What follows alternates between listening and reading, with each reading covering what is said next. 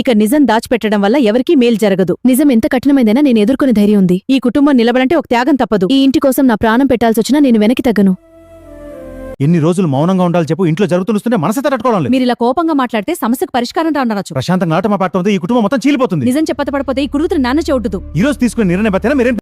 ఇక నిజం దాచిపెట్టడం వల్ల ఎవరికీ మేలు జరగదు. నిజం ఎంత కఠినమైందైనా నేను ఎదుర్కొనే ధైర్యం తప్పదు. ఈ ఇంటి కోసం నా ప్రాణం పెట్టాల్సి వచ్చినా నేను వెనక్కి తగ్గను. ఎన్ని రోజులు మౌనంగా ఉండాలి? మీరిలా కోపంగా మాట్లాడితే సమస్యకు పరిష్కారం రా. అమ్మా, నేను ఎదుర్కోవడానికి సిద్ధంగా ఉన్నాను.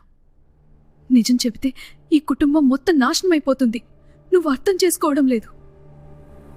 నాన్నగారు, మీరు ఎందుకు అలా చేశారు? ఇది మా కుటుంబాన్ని నాశనం చేస్తుంది. అక్క, దయచేసి ప్రశాంతంగా మనం మాట్లాడుకో. కోపంగా మాట్లాడితే పరిష్కారం రాదు. మీరు నా జీవితంతో ఆడుకున్నారు. చాలు, నా నిర్ణయం క్రమం, దాన్ని గౌరవించండి. నేను ఎప్పటికీ ఒప్పుకోను. ఇది అన్యాయం.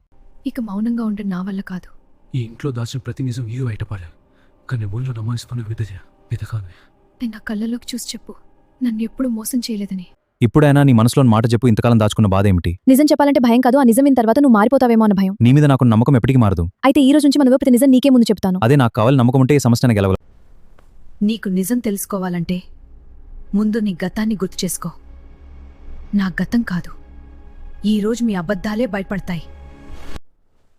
ఇన్ని రోజులు నిన్ను నమ్మాను, కానీ నువ్వు మా కుటుంబాన్ని మోసం చేశావా? నేనెవరినీ మోసం చేయలేదు. నిజం తెలుసుకుంటే మీరు నన్నే క్షమించమంటారు.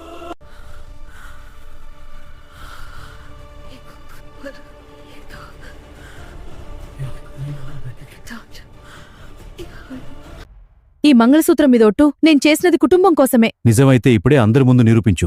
నిజం బయటపడితే ఈ ఇంటి జీవం పూర్తిగా మారిపోతుంది.